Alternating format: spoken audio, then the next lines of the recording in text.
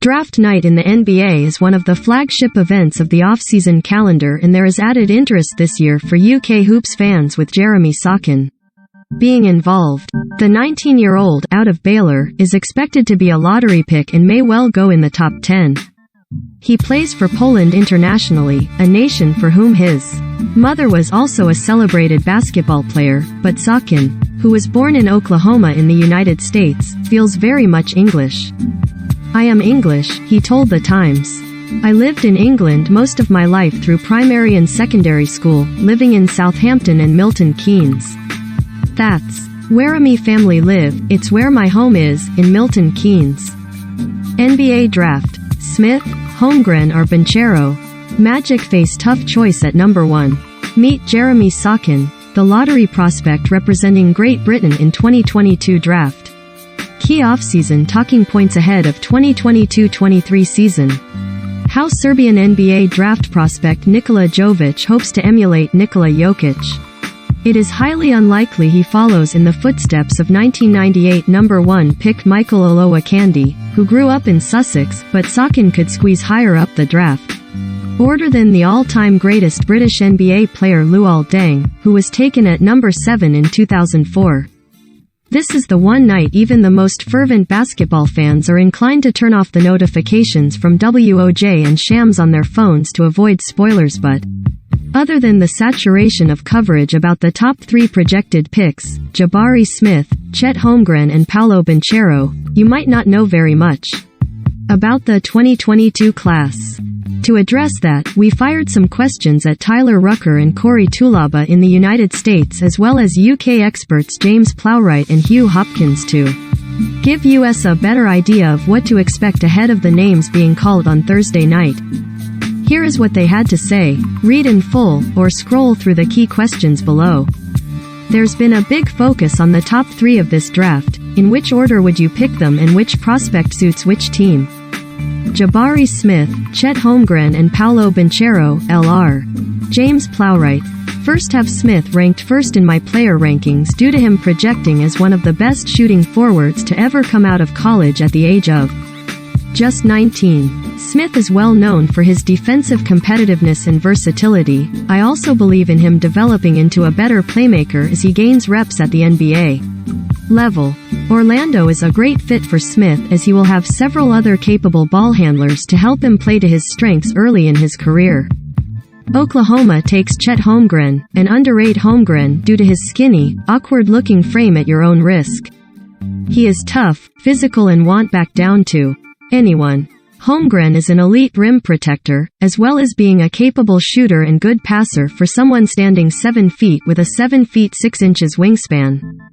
That leaves Houston getting Paolo Banchero. A traditional top lottery prospect, Banchero flashes fantastic scoring, ball handling and passing upside to make you buy in. Squint hard enough and you can see some Jason Tatum, squint a little harder and there's some Marvin Bagley. For Banchero, it all depends if his poor efficiency shooting can improve as a pro, otherwise teams will sit off him and not give him the room to operate in his beloved mid-range. There's a big drop-off in talent after the top 3 picks in my opinion, so Houston takes whoever is left which projects to be Banchero. Hugh Hopkins. The Orlando Magic love drafting bigs, but they've ruined the potential of many young, lengthy prospects in recent years. Smith, Banchero and Holmgren will fit the 6 feet 10 inches or above mold they tend to look for, and it would not be surprising to see them take the skinnier, longer, 7 feet Holmgren, but they might be better off taking Smith or Banchero to offer better offensive versatility. Corey Tulaba. I believe the top 2 players in the draft are Chet Holmgren and Paolo Banchero, in that order. We throw the word around a little too freely nowadays, but Chet may actually be a unicorn. Don't let the thin frame fool you. Basketball's Mr. Fantastic has a unique blend of physical tools, feel for the game, and the skill set to become a dominant two-way impact player in the league. Holmgren looks poised to land in Oklahoma City, and that is the best fit for him in the top 3. With Banchero, you're looking at the kind of jumbo wing that every franchise covets. Banchero is a mid-range killer that can handle the ball like a Guard, initiate offense, and has some of the slickest footwork in the post that you'll find from a 19-year-old prospect. Tyler Rucker. The big three of this class have been receiving hype throughout the entire year for good reason. Jabari Smith arguably has the potential to be the best at transitioning to the league of any of the three. He's a lethal outside shooter with the ability to stretch the floor from well beyond NBA range. Smith also has the two-way upside to become a dynamic weapon at the next level. Chet Holmgren has been one of the most impressive defensive prospects that I've had the chance to evaluate over the years. His basketball IQ and awareness on both sides of the floor has been remarkable. He's got more upside offensively than he was able to show this year, and he should pair beautifully with any team in the top three. Paolo Banchero has the offensive versatility and firepower to become a dangerous asset at the next level. His fit with the Houston Rockets is still one of my personal favorites. Houston is in a position in which adding another dynamic weapon on the offensive side of the ball alongside Jalen Green would do wonders for the Irising star. Banchero would be just the boost the team needs to keep the needle moving forward. Okay, that's the obvious question out of the way. How strong do you think this draft class is overall, and what are your main takeaways having studied it? Corey Tulaba. With 4 potential franchise guys in the top 5, the 2021 draft class is a tough act to follow. However, I am a believer in the strength of the 2022 class. Each of the top 3 projected prospects have an argument to one day becoming all NBA caliber players. There are impact players that fit the direction of the modern NBA throughout the rest of the lottery, and I think smart teams are likely to make value plays throughout the rest of the first round. The 2022 NBA draft may not stack up historically to its predecessor, but we should see a lot of longtime NBA players come out of this class. James Plowright. This projects to be one of the weaker drafts of the past decade, both in terms of star talent level at the top of the draft and weak depth into the second round. I am not sold there will be any primary options in the Durant, LeBron or Steph Curry mold, but several good all-star caliber supporting cast players like Draymond Green, Jaylen Brown and Bam Adebayo.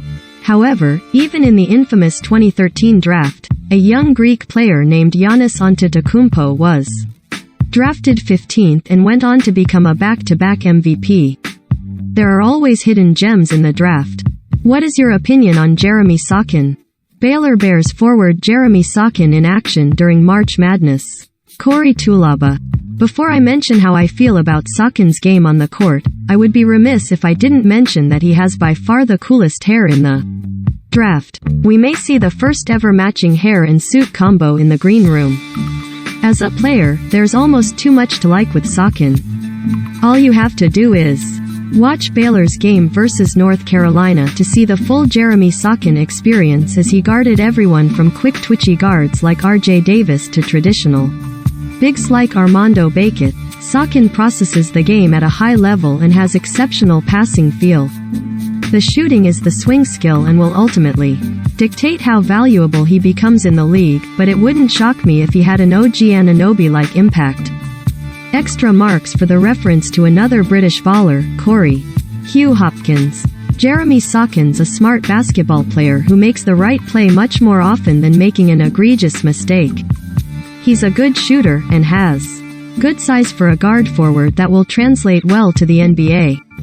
This is needed by every team. Looking at recent playoffs, the teams that didn't have depth on the wing didn't last very long, so he will likely get decent playing time in the regular season on most teams. If he goes to a bad team, he might get a bit lost in the shuffle, but a team that will put him in position to show off his existing ability while giving him time to grow. Think San Antonio Spurs, Denver Nuggets or Memphis Grizzlies if he slips that far down. Twitter. Due to your consent preferences, you're not able to view this. Open privacy options. Should we expect any trades within the lottery? Hugh Hopkins. Always. Whether it's a shuffle on the night to get a specific player that was drafted ahead of where a certain team hoped to pick them, or another team looking to shift a big existing contract, such as John Wall, Bradley Beal or Russell Westbrook, there will be trades. Oh yes, there will be. James Plowright. I'd keep my eye on OKC moving up from number 12 to acquire another top 10 pick. Portland trading number 7 for some veteran help for Damian Lillard. Al thought a Jeremy Grant deal may affect their thinking on that, and Sacramento at number 4 doing something which, following their track record, probably will baffle everybody. Corey Tulaba. Where there's smoke there's often fire, and the rumor mill has been red hot over the past week. Whether it's Sacramento moving off of the 4th pick or teams like San Antonio or Memphis combining their picks later in the draft to move up, I'd expect it to be a busy night for WOJ and Shams. Who are the other standout lottery picks in this draft for you, and which teams might they suit? Tyler Rucker. Guys such as Keegan Murray, Benedict Mathurin and Dyson Daniels are the ones that I'll be fascinated to see where they end up. These players have all been some of the most impressive individuals throughout the pre-draft process, and they could all hear their names called in the top 7 of the Hugh Hopkins. The most intriguing for me is Dyson Daniels. The 6 feet 8 inches guard hails from Australia but has just spent the year with G League Ignite, a system specifically designed to build NBA players. There will undoubtedly be a difference in talent between who he's been competing against and who he will face next year, but Daniels and his Ignite colleagues will have been trained by NBA coaches, faced NBA-style defenses, taught about NBA schemes and learned from NBA nutritionists. He will be NBA ready. James Plowright. Shaedon Sharpe, 6 feet 5 inches shooting guard, is my 4th ranked prospect. He was the number 1 ranked high school recruit in the class of 2023. Before reclassifying to enter the 2022 draft. The difficult thing with Sharpe is he's not played competitive basketball for over a year after sitting out this season at Kentucky to focus on getting ready for the draft. Sharpe is an enigmatic character but is an elite athlete and was the best pull-up jump shooter in the entire Elite Youth Basketball League, EYBL. I like to use Anthony Edwards and Terrence Ross as comparable players currently in the NBA. Teresa wide range of quality between those two. If we had seen him play recently, scouts would have a firmer grasp on how he projects as a prospect. Do you expect any big surprises in the draft? Tyler Rucker. Absolutely. The draft is the closest thing basketball fans have to reality TV. There have been plenty of rumblings around the league when it comes to some players and where their range might be on draft night. If the rumors are correct, buckle up folks. James Plowright. The draft never goes as planned and there will always be surprises. One name to watch is Ousmane Dieng, who has long been projected between 14 to 20, but in recent days there's been some buzz he has a promise in the lottery and could even go in the top 10. Corey Tulaba. The best part of draft night is the unpredictability. Last year the NBA world was shocked when the Raptors selected Scotty Barnes over Jalen Suggs. Josh Giddey went 2 picks later. You may not get anything as unexpected as Anthony Bennett going 1st overall to the Cavaliers this year, but I think we'll see some fireworks on Thursday night. Are there any other players with a European background who have stood out to you as strong prospects? Nikola Jovic of Mega, right, tries to score as Danilo Tasic of FMP tries to stop him during an ABA League match. James Plowright. This is a weak European draft, but an interesting prospect is Nikola Jovic out of Serbia, who I have ranked 23rd. He has a similar name to 2-time MVP Nikola Jokic, but I can assure you he's a very different player. Jovic is a tall, high-volume 3-point shooter. He projects to play a similar role as Danilo Gallinari is someone who stretches the floor and is a good passer for his size. Unfortunately, his lack of speed and athleticism limit his ability to score in any other ways other than jump shots. He has good size, but other than that he looks to be a weak defender who might struggle to stay on the court in the playoffs. Corey Tulaba. Gabriele Procida from Italy is one of my favorite prospects in this class. Procida is equipped with one of the smoothest jumps in the draft, but the best part about him is the vendetta he has against the rim. Whether on a tip dunk or in transition, Procida is one of the most fun dunkers in the class. He has the Cizado play multiple positions out on the wing. He's one of my favorite sleepers in the draft. Tyler Rucker. Matteo Spagnolo is another name that deserves some recognition. Spagnuolo was on loan at Vinoli Cremona from Real Madrid, but showed some intriguing tools and should be a popular draft and stash candidate in this class. Are there any potential wildcards lurking in this draft? Corey Tulaba. I think the second round is rich with prospects that could end up really helping a team down the line. Guys like Ryan Rollins from Toledo, Bryce McGowens from Nebraska, and Peyton Watson from UCLA are upside plays that could really reward a team with a strong developmental program. Tyler Rucker. As Corey said, there's some fascinating wildcards that offer sensational upside. UCLA freshman Peyton Wastone is the name to keep an eye on. Once a preseason candidate to go in the top 10, the UCLA freshman struggled to generate consistent playing time but still has serious tools to develop.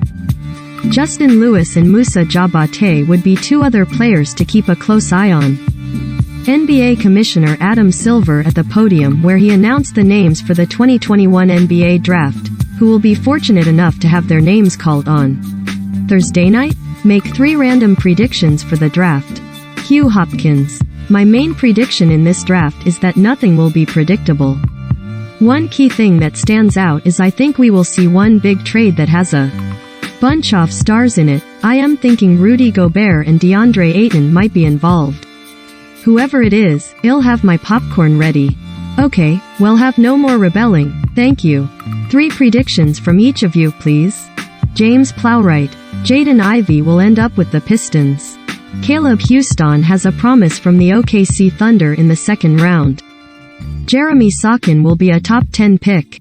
Corey Tulaba. Ousmane Dieng goes in the top 10. Duke has 4 players go in the first round. A future MVP gets drafted during Johnny Davis Taco Bell commercial. That last one is a reference to Nikola Jokic, for the uninitiated. Tyler Rucker. Keegan Murray goes to Sacramento. AJ Griffin slips out of the top 10. Jeremy Sochan goes in the top 10. The live basketball continues with WNBA action on Sky Sports this week. Subscribe to watch the live games.